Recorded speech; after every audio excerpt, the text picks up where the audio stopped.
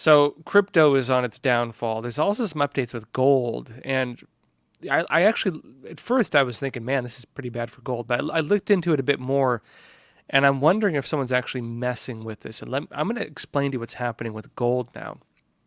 Now, basically, Uganda is claiming that they just found they okay. This is the story for you on the surface. Uganda claims that they just found more gold that has ever been discovered in all of human history. And who gets the mining contract? Well, it looks like it's China getting the mining contract. Now, keep in mind that the number they have on this is an estimate. They have not yet mined it, and there's some weird caveats with this. Notably, that well, frankly, there's some criminal looking issues involved, which I will show you in just a minute. Let me go over the surface story first, though.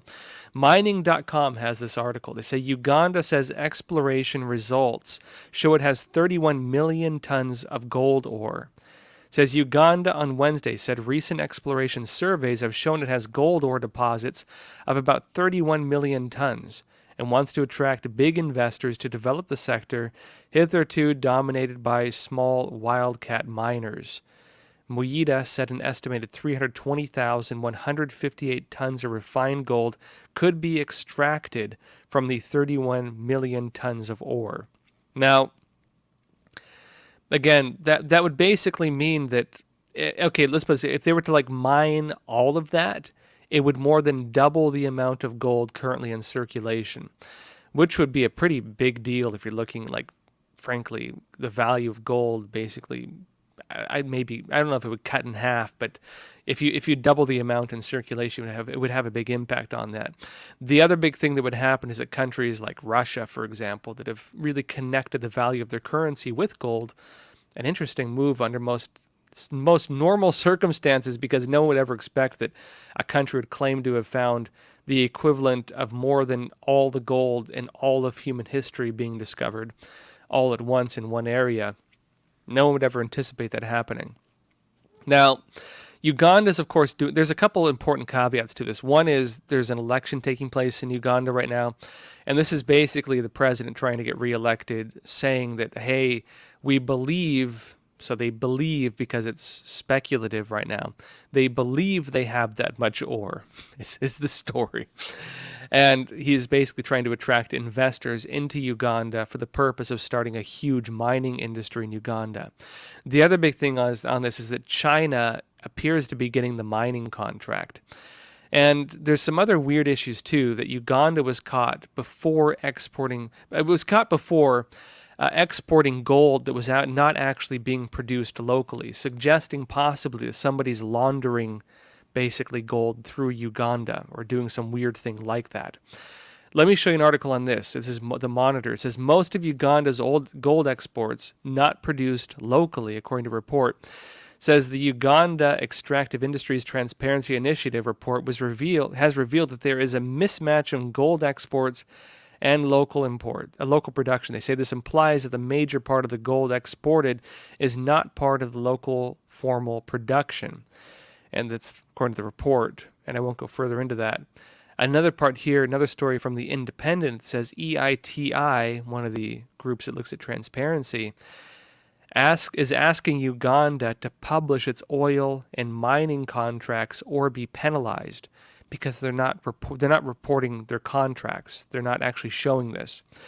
It says 2 years since Uganda joined the Extractives Industry Transparency Initiative, EITI, it is yet to meet one of the most critical provisions of the initiative, that is disclosure of details of production sharing agreements. Now, what does that mean? Basically, Uganda is claiming it has all this money. It appears that this gold, it appears they're doing this at a time when, again, the president there is trying to get reelected, and it seems like it's part of that. China has a huge interest in it. They have currently existing problems where there's a lack of transparency in their gold, and frankly, it looks like they're either, faking it, or there's some corruption involved with how they're doing it. China is also involved in this, which adds a whole other caveat to it. Now, this is important because this could impact, the price of gold globally if they double the amount of gold in circulation. And the timing of this could be detrimental to the global economy as well. Now, Of course, gold and oil are two of the main foundations on which a lot of countries will attach the value of currency as well. Russia being one of the big ones. And if Russia is of course hit with maybe attaching their currency to oil is not a bad thing. But again, as you have more demand and shortages of oil, that's going to cause a problem.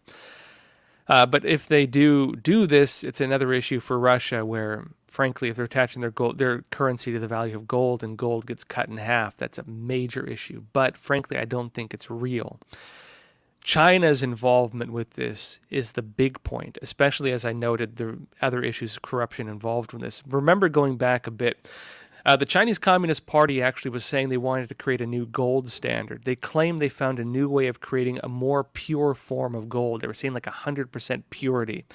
A lot of gold investors, I actually talked to some at the time, were blown away by this. 100% gold purity, new gold standard. People were excited about it. It turns out the Chinese Communist Party faked the whole thing. And this is where it gets really dicey. Basically, if Uganda is not, if the Chinese Communist Party gets the mining rights in Uganda, and basically they're not allowed to export this to most of the free world, and they're also not having to show their books, the Chinese Communist Party can claim, hey, we mined, 100 tons of gold today, or whatever, and they write that on the books, that goes into the value of their currency or whatever. No country has any way of auditing that or figuring that out, right? They have no way of basically getting that. And then China can basically sit back and maybe they never even mined anything. They can claim they did it without actually having to do it. And so they can benefit financially from this in terms of claiming that, their currency is backed by something more stable than it actually is, which was what they tried doing previously with the 100% purity gold. It was a scam. It was a lie. From the Chinese Communist Party itself. Yeah, it was fool's gold, as Dr. Peter Venkum is noting. And so it looks like in my analysis, based on what I'm reading with this, it looks like they're trying to do that again. Basically, it looks like they're trying to scam the world again by basically looking to create a new gold standard and just frankly lying about the value of it, because Uganda's having all these issues with this and they're working with China on it. Now, a big question is, as we talk about the Federal Reserve, raising interest rates in a way that's going to send us into probably the worst recession we've ever had, possibly. I mean, this is depression level stuff we're looking at. As they look on doing that, as cryptocurrency is having issues, and remember as well, this is one thing I warned about previously, was that as banks and such try to start regulating cryptocurrency, and as they start integrating it, as China is frankly banning it, they're trying to move to digital currencies, but without the encryption part that would make it crypto. And this is kind of the broader agenda, I would say. Let me show you an article on this. This is back in 2019 from MarketWatch, predicting, interestingly, kind of the same thing we're seeing now. It says here, MarketWatch 2019, 3 years ago, why the coming recession could force the Federal Reserve to swap greenbacks for digital dollars. Greenbacks being the dollars, the paper dollars we have, digital currencies being the CBDCs, the one the Chinese Communist Party has been trying to promote.